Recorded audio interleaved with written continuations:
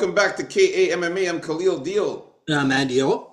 and we are KAMMA back in action to talk about UFC Fight Night Kansas City. We're going to talk about our final predictions, thoughts, and face-offs for the prelims here. And these face-offs were pretty intense, man. I finished watching them. I was really excited, man, because a lot of shit was going down.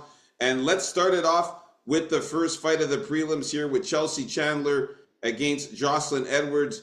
Andio, after watching the face-offs here, what do you got, man? What thoughts you got? Yeah, so we're gonna start off the card here with a couple feisty chicks. Looks like they were ready to go at it right there and then, and they look ready to go. My pick's still gonna be Jocelyn Edwards because I don't think Chelsea Chandler is that good. I don't think Chelsea Chandler is gonna be able to manhandle Jocelyn Edwards, who's pretty big herself, like she would like to. So I'm sticking with Jocelyn Edwards here by decision.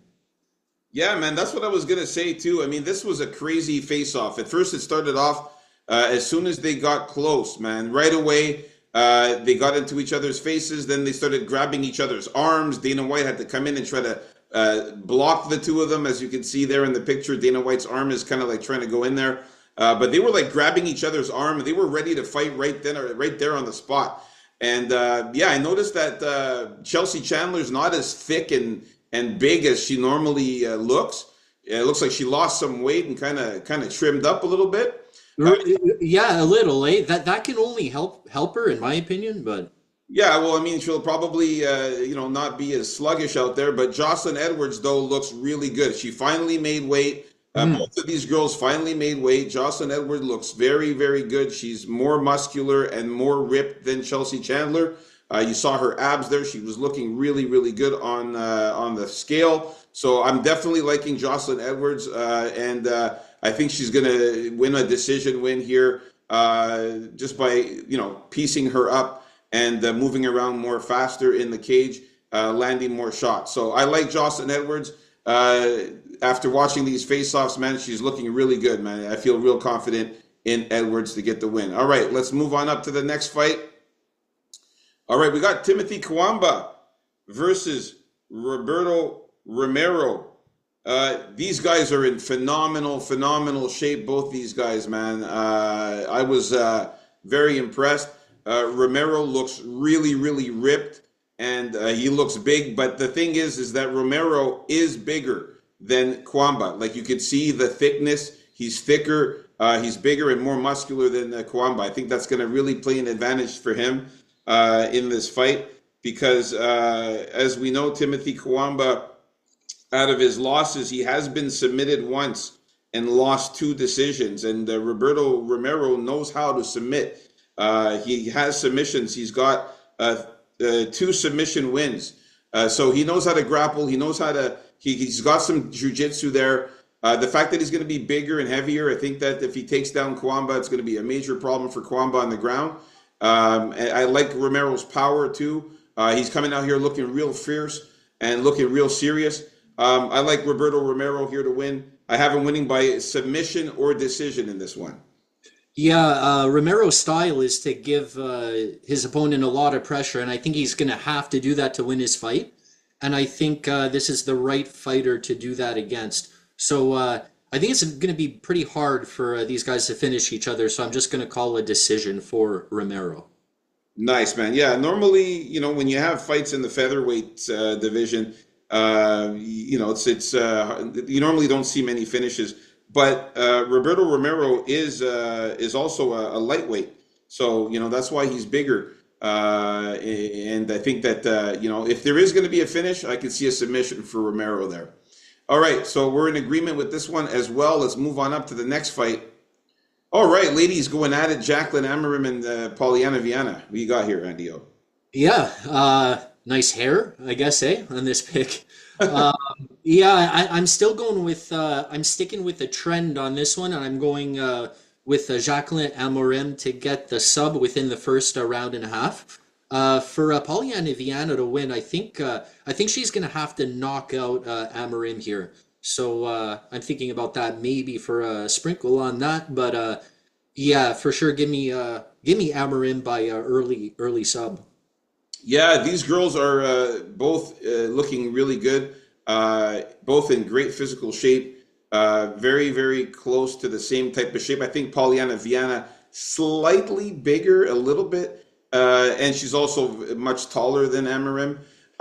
So, yeah, both of these girls are finishers, man. So when you have two girls that finish each other like that, that are finishers like that, I don't see this fight going the distance at all. I think somebody's finishing somebody, whether it's a knockout or a submission.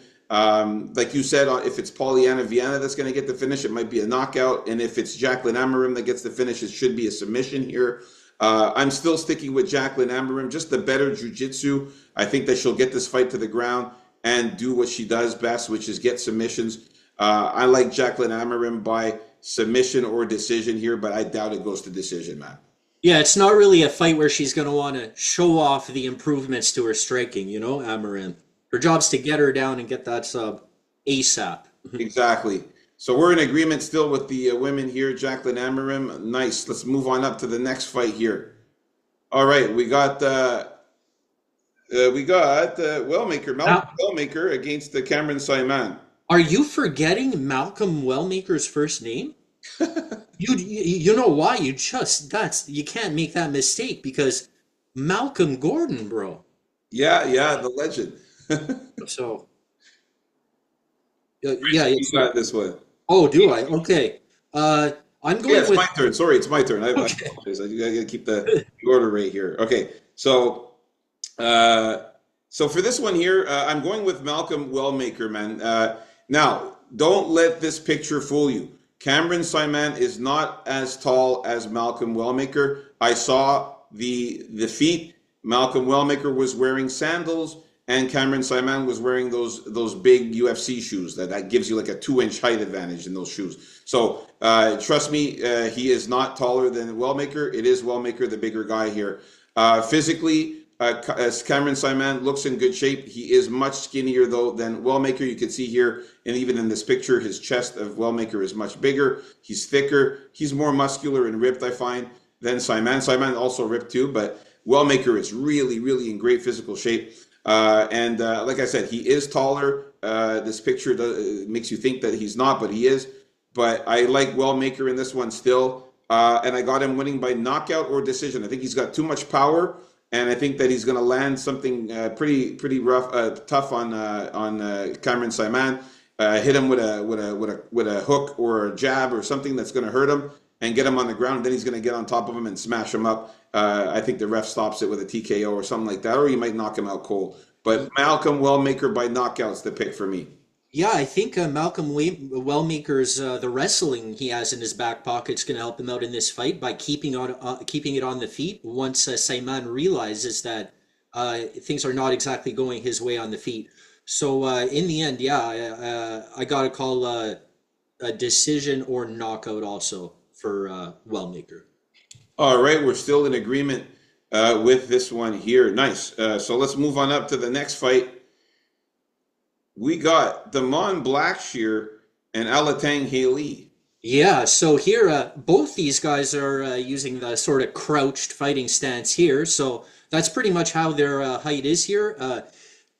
Demond Blackshear is the taller guy in this fight, and he's a lot more like big, and he definitely is more ripped than Alatang. Alatang Haley, man. This guy used to be named Alatang Haley, then Haley Alatang, and now they just put it all together, Alatang Haley. I guess it works. Yeah. Give me Blackshear here to get the finish, because I think this is a fight that Blackshear really. I think he has to get the finish here. Actually, I think he's a lot better than Alatang here.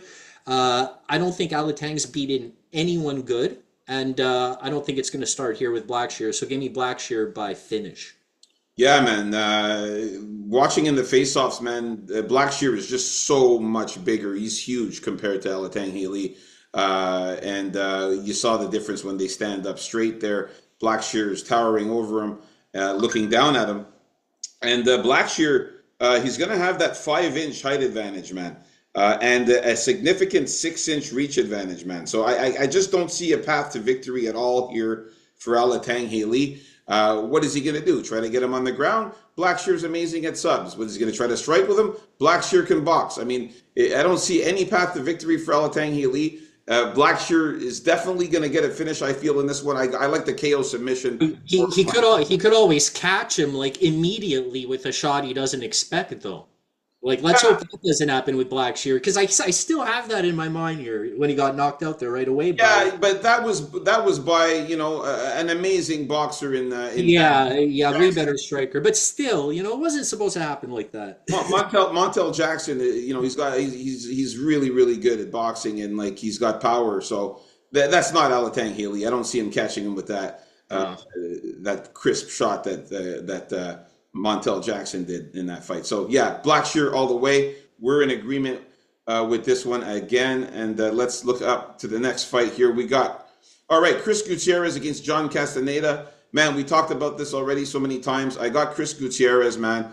You can see he's taller than John Castaneda. I am going to say that John Castaneda, though, is a little thicker than Gutierrez. Gutierrez is more slim, but he is more ripped, Gutierrez. He's more ripped. And he's a little bit more muscular. Castaneda doesn't look that muscular, but he's a little thicker than Gutierrez, but he's much shorter as well. I got to go Gutierrez. I think the leg kicks, the striking, the quickness of his punches, I think all of that combined is going to be too much for John Castaneda. I think he's going to stuff some takedowns.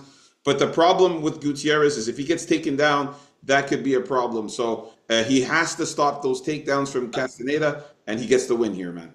I got him by KO or decision. It's not only the takedowns that are going to get him this loss. Gutierrez also doesn't like it when you crowd him up. So Castaneda being the better boxer in close, I think if Gutierrez likes his space, he doesn't like getting crowded up. His kicks are nowhere near as good on the back foot. And I think that's what's going to give Castaneda the victory here. Of course, he always has to be wary of those leg kicks, but he's got to solve that problem early, and I think he knows how to do that. Plus, yeah, he's definitely more dangerous on the ground if it gets there. So there are ways for Castaneda to win here. So I don't know, man. I was going to call this one the dog of the week, but I don't know if I have a clear-cut dog of the week yet here. So just give me Castaneda by decision or knockout. All right, so this is the one that we were in disagreement. The only fight we were in disagreement with in the prelims so far. Let's get to the next fight here, which is going to be Evan Elder versus Gage Young. This one here, gotta go with Evan Elder, man. He's got more experience. He's Gage Young coming in on super short notice. He looks like Bryce Mitchell. Yeah, hey? Yeah. Both of these guys in great physical shape, man. Gage Young is coming out there looking really good, even though he's coming on such a short notice. He is in good shape. But Evan Elder is more ripped, more muscular, more defined. I find here, as far as the height, these guys are pretty much the same height. I think it's going to be a good fight, this one here. But I like Evan Elder just because I think he's just going to be more prepared for this fight. I think he's got more skills also. The fact that he's got 4 knockouts, 2 submissions, 3 decision wins, very well-rounded. And the Gage Young, the guy, he has 1 submission win, 6 knockouts, 2 decisions. So I think that it's going to be a close fight. But I just like the experience of Evan Elder, the fact that he fought way, way better opponents than Gage Young. This is a step up in competition for Gage Young here. Give me Evan Elder here, and I got him winning by submission or decision in this one. Yeah, I think this seems to me more of a let's see what you got for Gage Young, and maybe we'll have you back after this fight type of situation here. I like Evan Elder's skills a lot more, and also the experience that you mentioned. So here in this matchup of age versus youth, or at least Elder versus Young, I gotta go with Elder here. So give me Elder by decision or submission. Yeah, the reason why I went with submission or decision is because Gage Young, his only 2 losses have been by sub or decision. He's never been knocked out. And by the way, I like what you did there with the elder and young there, saying Yeah, that. I just noticed it's old versus young here. Yeah. Good one there, man. All right, now we're getting to the main event of the prelims here. Guys, if you haven't already, hit that like button, smash the subscription, the subscription. Subscribe. We need one more for 70. Let's go. Somebody out there, hit that sub. I poke that subscribe, low blow the like, and well, what else is there? Do it all, man. You know, I don't like saying it all the time. We're gonna have to come up with a solution for that. But yeah, like and subscribe. And for this one here, I have to go with Jimmy Flick to get the job done. Kinda also because I said that I don't think Schnell is capable of beating UFC caliber competition anymore. So I'm gonna choose to stand by that because it's a tough one to stand by with Jimmy Flick. I didn't think Jimmy Flick would be his next opponent here. But what I think is going to happen in this fight is Schnell is going to go down to the ground at some point with Jimmy Flick to prove he still got it, he still can hang, his eyes are on the title or whatever, and he's going to get his ass subbed out. So sub for Jimmy Flick, I say in the second round. I think this one is really, close to a dog of the week here. With Jimmy Flick. I like this one as dog of the week for me. Oh, yeah? Yeah, I really think that he can get the job done. Both these guys retired several times, and it's just so weird. That's true. They both retired and came back. But what I like, looking at the face-offs, one thing I noticed is Matt Schnell. He's coming in. Both of these guys are pretty ripped.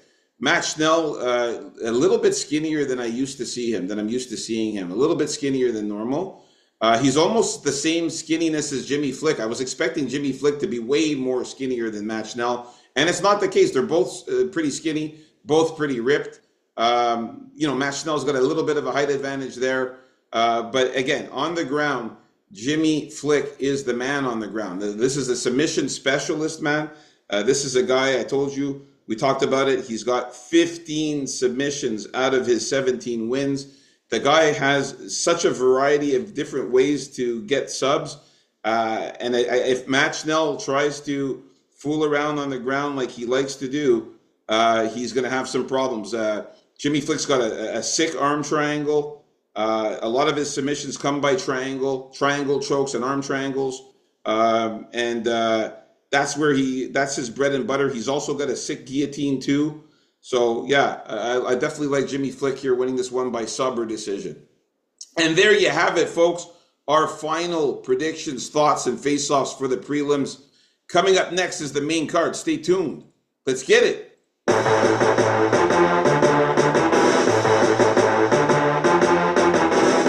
out, folks. KA MMA.